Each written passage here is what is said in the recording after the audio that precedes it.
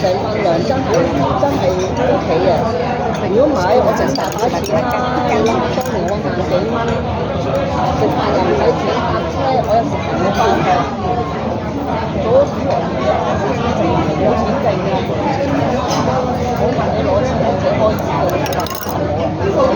你藥嗰啲就你俾啦，我同我二佬兩個搞掂，嗰個老婆咧，大佬唔夠錢嘅，經濟上問題出聲啦，我係知我屋企咁嘅環境啦，加人工而家特別高㗎。加到我而家都差唔多到啦，嗰時我二佬講佢差唔多都係少。有我二佬知道有翻嚟嘅，我唔知我有翻嚟，我只係攞5嚿水包，咁衰嘅，我唔知啫。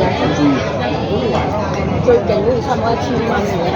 你諗下12個月500蚊，6000蚊啦。